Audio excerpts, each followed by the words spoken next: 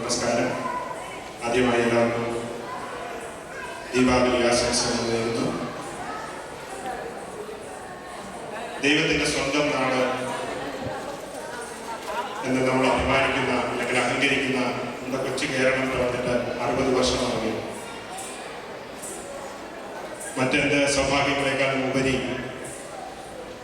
കേരളത്തിൻ്റെ സാംസ്കാരിക പൈതൃകമാണ് നമ്മുടെ ഏറ്റവും വലിയ സ്വത്ത് എന്ന് കരുതുന്നവരാണ് നമ്മൾ ഓരോരുത്തരും. കേരളത്തിൻ്റെ ഈ 60ാമത് പിറന്നാൾ Kerala association of greater Washington, Kerala cultural society, അതുപോലെ കേരളി ഓഫ് ബാൾട്ടിമോർ എന്നീ 3 പ്രധാന മലയാളി സംഘടനകൾ ഒരുമിച്ച് ചേർന്ന് ഒരു വർഷത്തെ ഒരു വലിയ ആഘോഷമായിട്ട് കൊണ്ടാടുകയാണ്. ഇന്ന് ആദ്യം നമ്മളൊരു 45 മിനിറ്റ് നമ്മുടെ ഇടയിലെ പ്രതിഭാധരായ കലാകാരന്മാരെയും കലാകാരികളെയും ഉൾപ്പെടുത്തുന്ന ഒരു പ്രോഗ്രാമാണ്. അതിനുശേഷം നമ്മളെ കാത്തിരുന്ന ഈ വർഷത്തെ mega hit stage programme to Lalettan by Sreekuttan ആരംഭിക്കുന്നതായിരിക്കും. ഇതിൻ്റെ ഔപചാരിക ഉദ്ഘാടനത്തിന് മുമ്പ് ഈ കേരളോത്സവത്തിന് ചുക്കാൻ പിടിക്കുന്ന ഇതൊരു യാഥാർത്ഥ്യമാക്കി തീർത്ത വളരെയധികം ആൾക്കാരുണ്ട്. അതിൽ ഇതിൻ്റെ ജനറൽ കൺവീനേഴ്സായ 3 പേരെ ഞാൻ വേദിയിലേക്ക് ക്ഷണിക്കാൻ ആഗ്രഹിക്കുന്നു. ഈ സായാഹ്നം മുഴുവൻ നിങ്ങളുടെ പ്രോത്സാഹനം ഞങ്ങൾക്ക് ആവശ്യമുണ്ട്, അതുപോലെ കയ്യടികൾ ആവശ്യമുണ്ട്. അതിനൊരു തുടക്കമെന്നോണം ഇപ്പോൾ അവരെ വേദിയിലേക്ക് ക്ഷണിക്കുമ്പോൾ നിങ്ങൾക്ക് ഒരു ഹർഷാരവതോടെ സ്വീകരിക്കാം. ഒരു കാര്യം കൂടി പറഞ്ഞുകൊണ്ട്, ഈ ചില സാങ്കേതിക കാരണങ്ങളാൽ നമ്മുടെ സീറ്റിംഗ് അറേഞ്ച്മെൻറ്റിൽ ചില വ്യത്യാസങ്ങൾ വന്നു. നമുക്ക് കിട്ടിയിരുന്ന സീറ്റിംഗ് പ്ലാൻ ഇപ്പം വ്യത്യാസമുള്ളതായിരുന്നു. അതുകൊണ്ട് ചില വ്യത്യാസങ്ങൾ വരുത്തേണ്ടി വന്നു. അതെല്ലാം നിങ്ങളെ സഹകരിച്ച് മുന്നോട്ട് പോകണമെന്ന് അഭ്യർത്ഥിക്കുന്നു. വീണ്ടും നമ്മുടെ 3 കൺവീനേഴ്സിനെ ഈ വേദിയിലേക്ക് ക്ഷണിക്കുകയാണ്. എല്ലാവരും ഹർഷാരവത്തോടെ സ്വീകരിക്കുക. Manoj Srinilayam, Anil Nair and Thomas George. Thank you. ഇവിടെ എല്ലാവർക്കും എൻ്റെ സ്വാഗതം. ഇന്ന് ഇവിടെ വന്നിരിക്കുന്ന ഒരു പ്രത്യേക സാഹചര്യത്തിലാണ്. കേരളത്തിൻ്റെ 60ാം ജന്മദിനമാണ് 2 ദിവസങ്ങളിൽ. ഇത് ആ ഒരു ഉത്സവത്തിൻ്റെ 60ാം ജന്മദിനം നമ്മൾ ആഘോഷിക്കുന്ന ഉത്സവത്തിൻ്റെ ഒരു തുടക്കം ആയ ഒരു പരിപാടിയാണ്. ഒരു കൊല്ലത്തിൻ്റെ കാലയളവിൽ 2016, 2017 ഒരു ആണ്ട് നീണ്ടു നിൽക്കുന്ന ഒരു ഉത്സവ പരിപാടിയാണ് നമ്മൾ ഉദ്ദേശിക്കുന്നത്.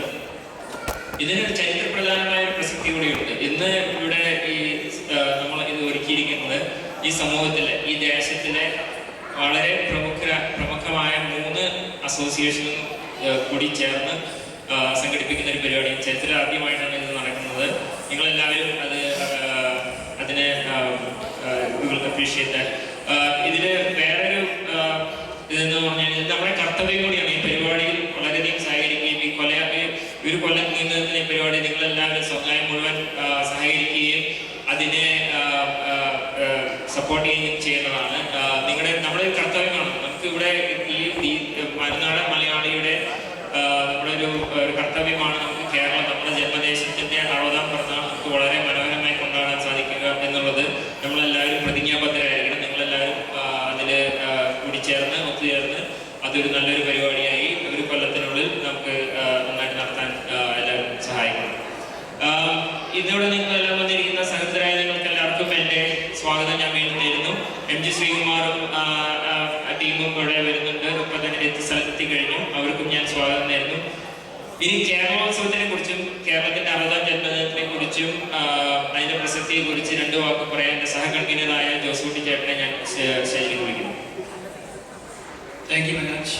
മനോജ് പറഞ്ഞതുപോലെ നാളെ കഴിഞ്ഞ് നവംബർ 1-ാം തീയതിയാണ് കേരളം പിറന്നിട്ട് 60 വർഷമാകുന്ന ദിവസം. കേരളോത്സവം എന്ന് പറയുമ്പോൾ ഞാൻ ചിലടത്തൊക്കെ സംസാരിക്കാറുണ്ട്. കേരളം ഈ 60 വർഷം മുമ്പ് അവിടെ ഇല്ലായിരുന്നോ? എന്താ സംഭവം? ഇത് എവിടുന്ന് വന്നു? പരശുരാമൻ മഴയൊഴിഞ്ഞു, കേരളം വീണ്ടെടുത്തു എന്നുള്ള ലെജൻഡറി കഥകൾ നമ്മൾ കേട്ടിട്ടുണ്ട്. നമ്മൾ പറയുന്ന പിറവി ഇന്നത്തെ ഭാരതത്തിലെ സംസ്ഥാനങ്ങളിൽ ഒന്നായ കേരളം നിലവിൽ വന്ന ആ രൂപത്തിൽ നിലവിൽ വന്ന പിറവി ദിവസത്തെയാണ് നമ്മൾ കേരളോത്സവം എന്ന് പറയുന്നത്.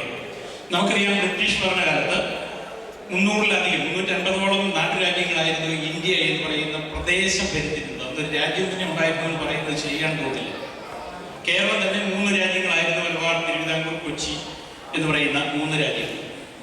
ഈ ബ്രിട്ടീഷ് ഭരണകാലത്തിന്റെ അവസാന ഭാഗമാകുമ്പോഴേക്കും ഈ നാട്ടുരാജ്യങ്ങളെ നമ്മൾ ഒന്നൊന്നായി ഇന്ത്യ യൂണിയനിലേക്ക് ചേരുകയുണ്ടായി. നെഹ്റുവും ഗാന്ധിജിയും വല്ലഭായ് പട്ടേൽ പ്രത്യേകിച്ച് അതിനുവേണ്ടി പരിശ്രമിച്ച കഥകളൊക്കെ നമുക്കറിയാം. അങ്ങനെ വരുന്ന സമയത്തിൽ നമ്മുടെ കേരളത്തിന്റെ പ്രധാന ഭാഗത്തിലൊന്നായിരുന്ന തിരുവിതാംകൂർ ഇന്ത്യ യൂണിയനിൽ ചേരേണ്ടതില്ല എന്നൊരു തീരുമാനമെടുത്ത് നിലപാടെടുത്ത ഒരു വസ്തുത നമുക്കറിയാം. ഇന്ത്യ യൂണിയനിൽ ചേരുന്നതിന് തിരുവിതാംകൂറിനെ ഒരു സ്വതന്ത്ര രാജ്യമായി നിലനിർത്തുന്നതിന് വേണ്ടി രാജാവ് തീരുമാനിച്ചിരുന്നു. അതിനെ അദ്ദേഹത്തെ കൂടുതൽ പ്രേരിപ്പിച്ച വ്യക്തി അദ്ദേഹത്തിന്റെ ദിവാനായിരുന്ന സർ CP രാമസ്വാമി അയ്യറായിരുന്നു എന്ന കഥകളും നമ്മൾ വായിച്ചിട്ടുണ്ട്. ഈ സർ CPയുടെ പ്രവർത്തനങ്ങളെ നമ്മൾ ഒട്ടും ചെറുതായി കാണുന്നില്ല. കേരളത്തിന് വേണ്ടി വളരെയധികം സംഭാവനകൾ ചെയ്തിട്ടുള്ള ഒരു സ്വേച്ഛാധിപതി, ഏകാധിപതി എന്ന് പറയാവുന്ന ഒരു ഭരണകർത്താവായിരുന്നത്. പക്ഷെ ഇന്നത്തെ നമ്മുടെ ജനാധിപത്യ ഗവൺമെന്റുകൾ കേരളത്തിന് വേണ്ടി ചെയ്തതിനെ കഴിഞ്ഞും കൂടുതൽ കാര്യങ്ങൾ, യൂണിവേഴ്സിറ്റി, ഹൈവേകൾ, എയർപോർട്ട് എന്ന് വേണ്ട ഇന്ന് രാവിലെ റിവ്യൂ ചെയ്യുമ്പോൾ വലിയ ലിസ്റ്റ് തന്നെയുണ്ട്, ഞാനതിവിടെ നിരത്തുന്നില്ല.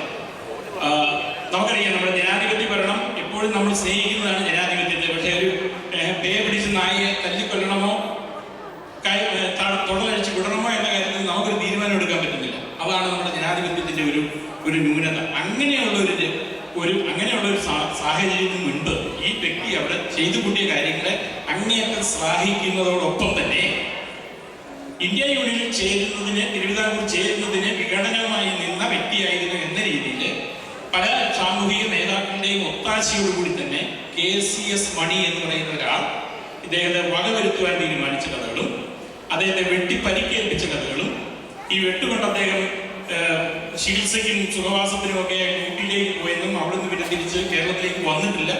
ഇതോടുകൂടി തന്നെ രാജാവ് വൈസ്രോയിയെ വിളിച്ചു പറഞ്ഞു തിരുവിതാംകൂർ ഇന്ത്യയോടുകൂടി ചേരുകയാണ്. അപ്പോഴേക്കും നമ്മൾ 1947 കഥയാണ് പറയുന്നത്. അത് കഴിഞ്ഞ് 2 മാസം കഴിയുമ്പോൾ ഇന്ത്യ സ്വാതന്ത്ര്യം പ്രാപിക്കുകയും ചെയ്തു. ഈ ചരിത്ര സംഭവം ഉണ്ടായി കഴിഞ്ഞു. അതോടുകൂടിയാണ് കേരളം ഇന്ത്യ യൂണിയനിൽ ചേരാനായിട്ട് തീരുമാനിച്ചത്. മറ്റു ഭാഗങ്ങളുടെ അല്ല, തിരുവിതാംകൂറിന്റെ കാര്യമാണ് നമ്മൾ പറയുന്നത്.